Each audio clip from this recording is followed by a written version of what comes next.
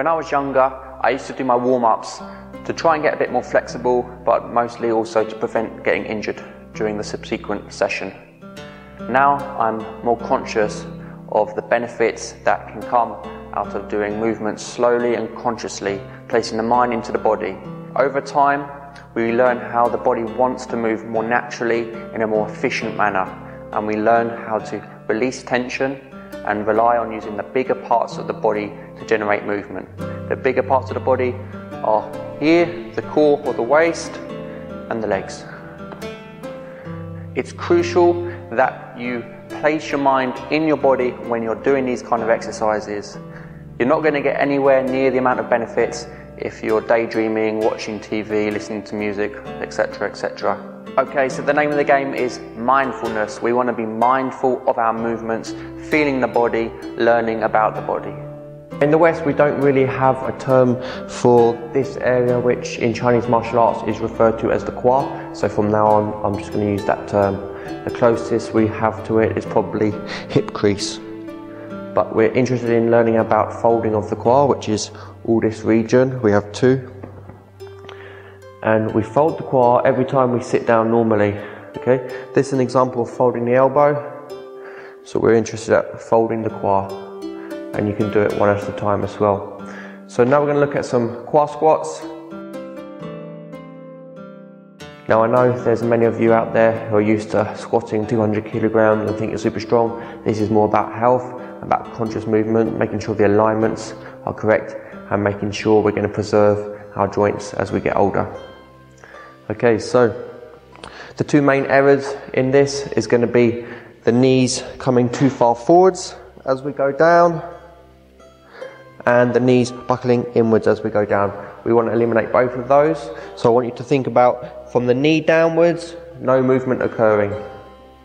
Okay, so we stand shoulder width apart, hands at shoulder height and shoulder width apart, palms facing down, elbows facing down.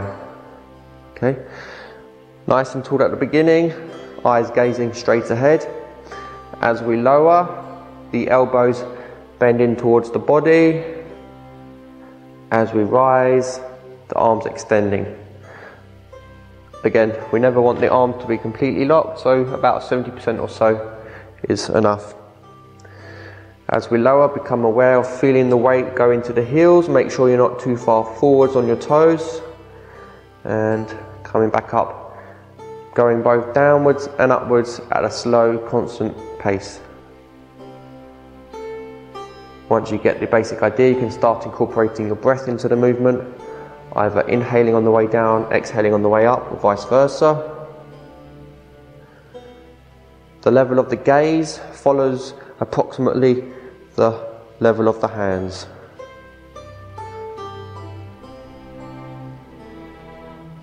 It's not about going as low as possible for this one.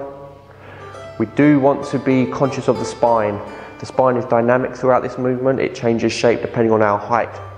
So once you've got the basic gist of the movement, place your mind in your spine and feel how it's adjusting, making sure you're posturing up at the end. Now I'm going to demonstrate the same movement from the side. Again, feet shoulder width apart, toes straight ahead, hands palm down, shoulder height, shoulder width. As we lower, so does my gaze, the elbows are bending, and I'm coming back up. My tailbone tucks as I lower. My tailbone goes this way, it does not stick out that way. Okay, that's going to be another of the most common problems. Tailbone tucking under. Knees are not forwards and knees have not buckled inwards.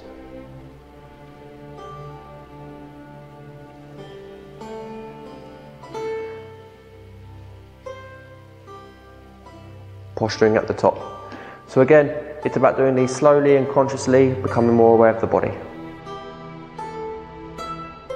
Okay, the deep squat. Now there's whole countries out there where the whole population can do this position. Not only can they do it, they enjoy the position. They sit there leisurely. They can eat their food down there, they can play chess down there, whatever. It's embarrassing that for certain countries in the West, many people can't do it. and even many MMA fighters who are supposed to be amongst the best athletes in the world can't do this kind of position. Heels want to be shoulder width apart. We turn the feet out slightly, the toes out slightly. Keeping the heels down, we're just going to take a deep squat. And you want to just hang out down there. Relax. Once you've become comfortable sitting down in this position, you can shift the weight left to right a little bit, forwards and back, circle it, just play around. Next, once you've reached that stage comfortably, you want to encourage the knees out with your elbows, pressing the knees out. And finally, you want to have good posture.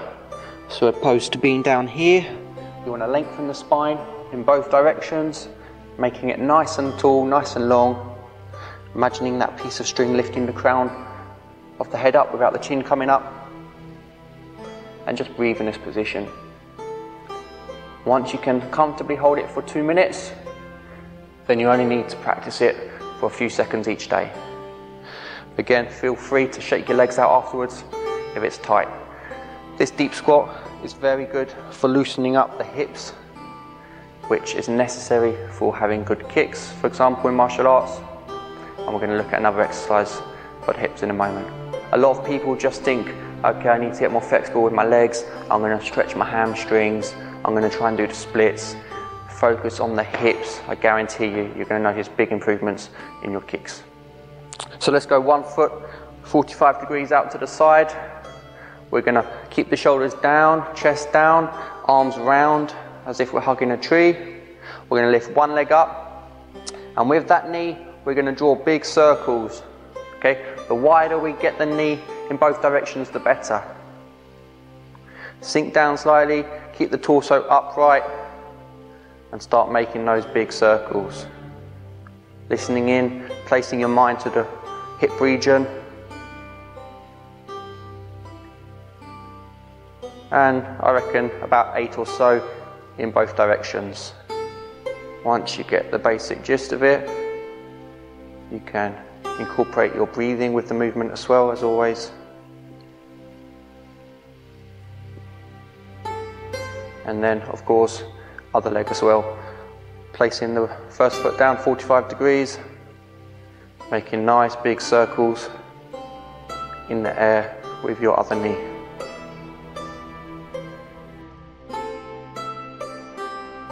Another simple movement, hands on the waist, head and feet relatively still.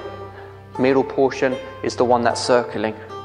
And you want to take it in each of the directions as far as possible without overdoing it. And then you want to smooth it out 8 times or so one way, 8 times or so the other way. Again, when you become familiar with these kind of movements, you can start incorporating your breath. For example, 1 inhale, 1 exhale. Okay, next movement. This one is crucial for martial arts in particular, and yet very few martial artists will have done this kind of movement before. We're looking to keep the shoulders facing straight ahead. We're going to isolate the waist, the hips, and we're going to rotate them like a plate in front of you. Horizontal plate, rotating like so. Imagine a steering wheel, that's vertical rotation here. We're after a horizontal, so here and here. At first you might only be able to move 1 inch or so off the center line. Over time the flexibility will increase.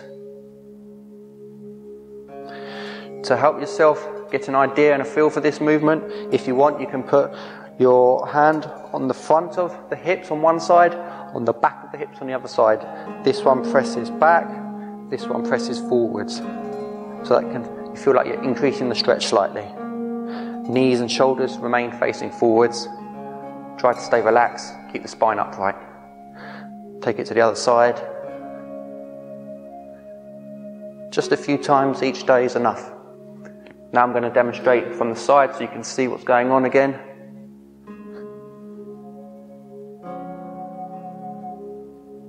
This movement is crucial for being able to yield to incoming force. Something's coming towards us, we can turn from here to get our body out of the way instead of always posing or maybe just moving our whole body via footwork. We can just yield to the incoming force. Okay, on to one of my favourite movement drills. This one is going to combine some of the principles we've already looked at. It's going to combine the rotating of the waist as well as the folding of the quad that we looked at in the deep squat. However, now we're looking at folding one at a time, so it's slightly more advanced. It's also a coordination drill that many of you will struggle with at first, because we're going to have one arm swinging forwards whilst the other one swings backwards. If you get confused, don't worry, just maybe start with one arm going in one direction. When you feel you can do that without thinking about it too much, you can start to add the other one in. So, the arms are loose and relaxed. Even though they're moving as a result of the lower body doing the work. A combination of the rising and sinking of the legs and the turning of the waist. So,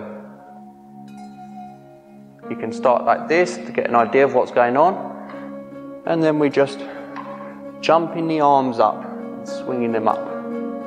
Everything is very smooth. Arms are loose. I want you to place your mind in the lower part of your body, the legs and the waist, and realize how they're responsible for jumping the arms up.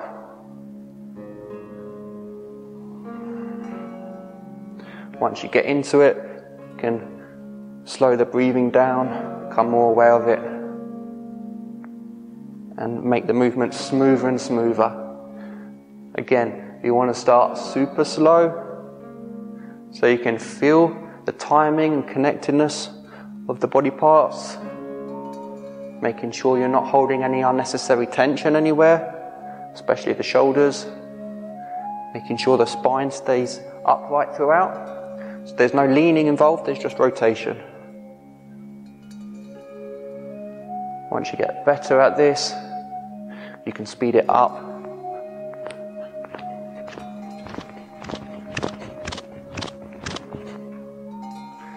Make sure you slow down naturally.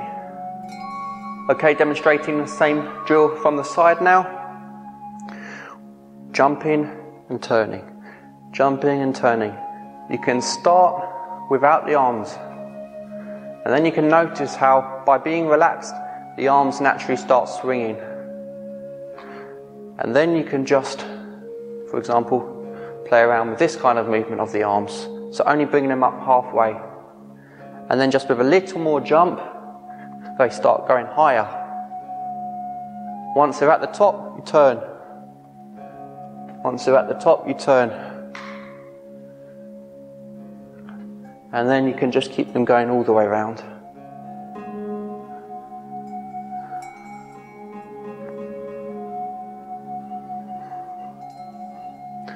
Swing into the other direction.